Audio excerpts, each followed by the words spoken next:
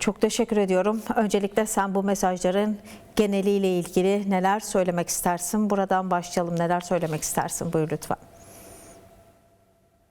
Evet, önemli bir basın toplantısıydı. Yine önemli mesajlar içeriyordu Sayın Öcalan'ın. Bildiğiniz üzere sürecin başından beri Sayın Öcalan yeni bir yol tarif ediyor. Yani hem Türkiye ile barışın yolunu tarif ediyor hem de aslında bir değişim dönüşümden bahsediyor. Bunların tamamını yani bir yıllık süreci göz önüne aldığımızda neredeyse hemen hemen her ay veya işte her seferinde yeni bir anlatım da geliştirerek veya işte tezlerini daha da güçlendirerek bir şekilde aslında sorundan çıkışın yolunu bizlere gösteriyor. Aslında herkese gösteriyor. Bu noktada çok yoğun bir çaba ve çalışma içerisinde olduğu görülüyor.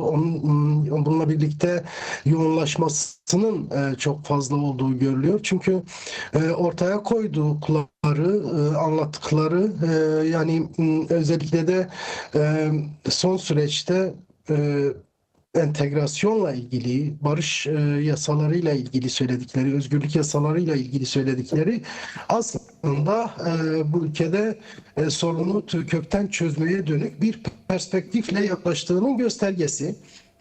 Nitekim son açıklamada da bunu çok net görebiliyorduk. Burada ifade ettikleri sadece işte bir sorunun tarifi değildi. Aynı zamanda çözümüydü. Bu çözümü nasıl ortaya koyacağını da madde madde sıralıyor.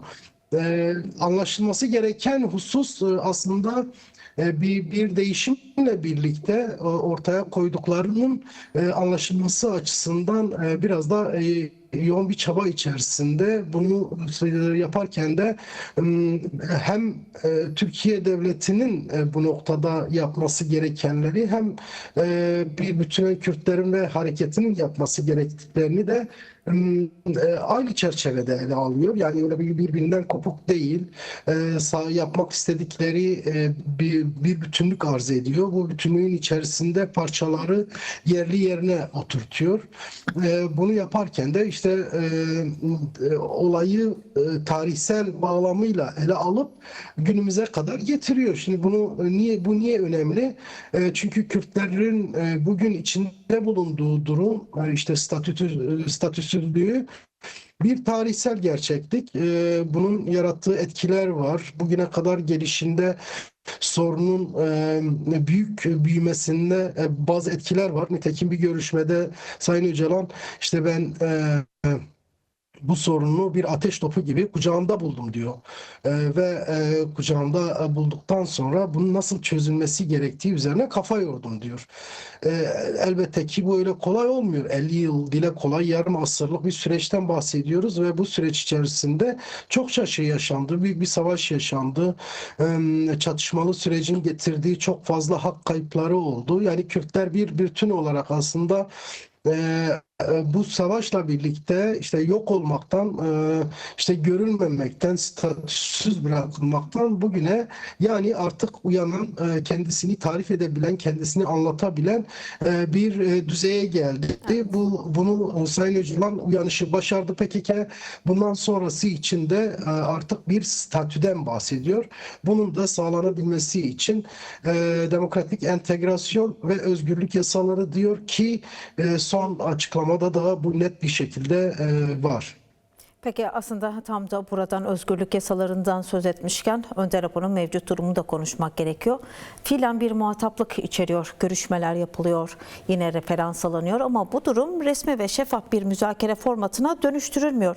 Sence bu tanımlanmamış statü sürecin ilerlemesi açısından nasıl bir kırılganlık yaratır? Devlet bu noktada neden adım atmıyor? Tabii bu ciddi bir sorun. Şöyle ki Sayın Öcalan bu süreci başlattığında öncesinde sonrasında hemen hemen hiçbir zaman kendi durumunu çok fazla gündeme getirmiyordu.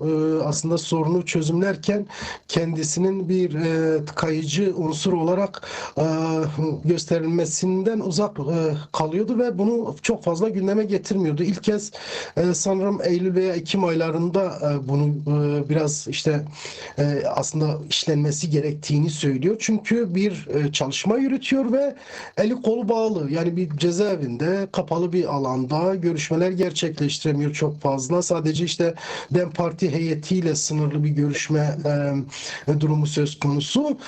Bu da yani dilediği bir biçimde çalışma yürütmesinin önünde çok büyük bir engel. Nitekim artık geldiğimiz aşamada yani üzerinden işte bir yılı aşkın zaman geçti. 27 Şubat'ın kendisinin bundan bahsettiğinin üzerinden de birkaç ay geçti. E, Bu hafta itibariyle yani geçtiğimiz hafta Devlet Bahçeli'nin grup toplantısında tekraren dile getirdiği ki hatırlarsanız bu süreç başlamadan önce de Devlet Bahçeli Umut Hakkı'ndan bahsetmişti. Öcalan'ın işte hatta gelip mecliste konuşma yapmasını istemişti. Sayın Öcalan da buna karşılık verdi. Madem öyle bir talep vardı ben buradayım bunu yapmaya hazırım dedi. Bugün geldiğimiz aşama itibariyle artık bunun somut bir çerçeveye kavuşması gerekiyor. Bu şekilde çok sürdürülebilir değil. Çünkü Sayın Öcalan üzerinde durduğu konular öyle basit konular değil. Araştırma, inceleme yapıyor. Bunun üzerine çok fazla yoğunlaşıyor. Az önce dosya haberinizde de vardı. İşte uluslararası alanda filozoflar, bilinen şahsiyetler bunun üzerine çalışmalar yürütüyor. Bunun üzerine konuşuyor. Bunun çok değerli bir işte çaba olduğunu dile getiriyorlar. Öyleyse eğer bunun daha aktif bir biçimde yürütülebilmesi gerekiyor. Bu da mevcut İmralı hapishanesi veya tecrit altında olacak bir iş değil. Bu nedenle hem umut hakkının sağlanması hem de daha özgür çalışır koşullarının sağlanması gerekiyor ki sürecin ilerleyebilmesini sağlayabilsin Sayın Öcalan. Nitekim bunun için de çok yoğun çaba içerisinde. Önümüzdeki süreçte buna ilişkin bir adım atılır mı veya ne yapılır?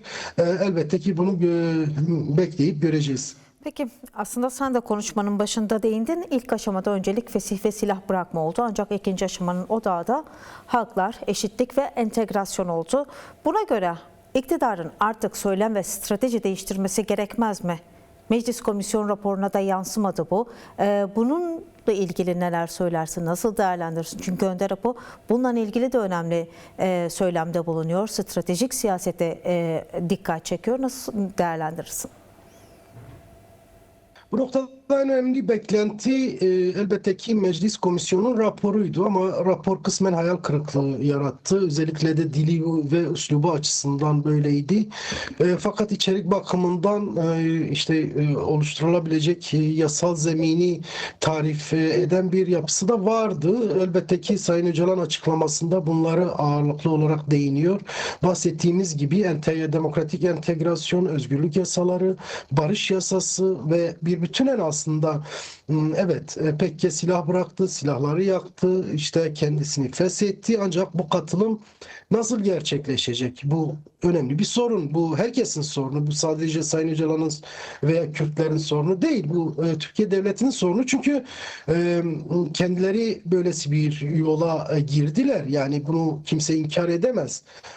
İşte Devlet Bahçeli öyle kafasına estiği için bu çağrıyı yapmadı veya işte bu bir yıllık süreç içerisinde defaatle konuşmaları var. Bunları işte keyfinden yapmıyor. Elbette ki bu bir devlet politikası gibi yansıyor.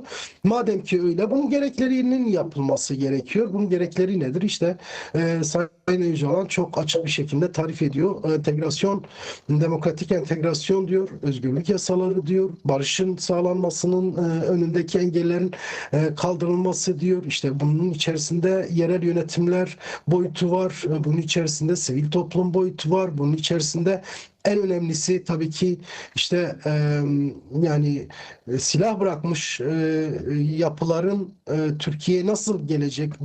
Buraya bu demokratik entegrasyona katılımını nasıl sağlayacak? Buna dönük neler yapılması gerekiyor? Bunlardan bahsediyor. Sadece bu boyutu da değil. İşte Mahmur kampı var, Avrupa'dakiler var. Onun dışında sürgünde olan binlerce insan var. Bunlar mevcut haliyle işte tamam biz size sesimizi çıkarmayacağız. Çıkın gelin denilerek gelebilecek insanlar değil. Nitekim Türkiye'de süreçler çok kırılgan. Bu noktada yasal zemin olmadığı zaman işte anayasal zemin olmadığı zaman bunların olmayacağını daha önceki süreçlerde net bir şekilde gördük. Bu açıdan sorunu tarif ederken doğru koymak gerekiyor meseleyi ortaya. Sayın Öcalan bunu yapıyor. Yani çok da böyle anlaşılmayacak bir düzeyi yok. Gayet açık bir şekilde dile getiriyor. Ama takımdan tutalım işte özgürlük yasalarına kadar, demokratikleşmeye kadar, entegrasyona kadar bunu bir bir anlatıyor. Herkesin bu çerçevede aslında yaklaşması gerekiyor.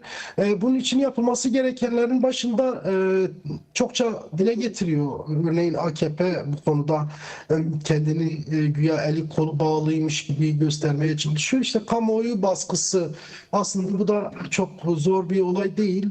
İktidarın çok rahat, çok kısa bir süre içerisinde, bir ay diyebileceğimiz bir süre içerisinde işte toplumu veya işte kamuoyunu hazırlayabilecek bir şeye sahip, bir güce sahip. Bu konsolidasyonu sağladıktan sonra da aslında atılacak adımların bir bir gelmesi gerekiyor. Sonuç itibariyle kime sorarsanız kendileri de bunu tarif ediyor. Daha önce işte Cumhurbaşkanı Başdanışmanı Mehmet Uç'un birkaç yazısında bunu dile getirdi. Yani bir özel yasaya ihtiyaç olduğunu söyledi. İşte Sayın Öcalan'ın özgürlük yasaları dediği yasaların kendileri de başka bir biçimiyle dile getiriyorlar. Yine meclis raporunda bunlar dile getirildi. Madem ki böyle bir durum var, bunun bir an önce hayata geçirilmesi gerekiyor ki süreç ilerleyebilsin. Aksi takdirde çok da yol ilerlenemez. Bu da ciddi anlamda bir problem olarak karşımızda durur. Nitekim belirtmekte yarar var.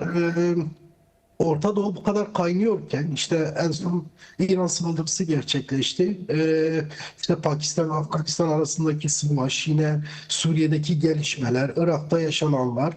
Yani çok ciddi bir bölgesel krizden bahsediyoruz ki Kürtler de bundan azade değil veya Türkiye'de bundan azade değil. Böylesi bir ortamda yapılması gereken en temel işte gerçekçi yaklaşım Kürt meselesini kökten çözmek ve bu sayede Orta Doğu'da sorunsuz bir yapıya kavuşmak diyebiliriz.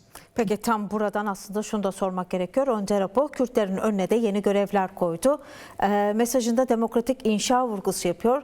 Senin de son sözünü içine alarak Kürtler yeni dönemde hangi sorumluluklarla karşı karşıya? Elbette ki bu çok derinlikli bir konu. Neden? Çünkü 50 yıl boyunca, 50'yi aşkın yıl boyunca bir mücadele yürüten bir hareketten bahsediyoruz.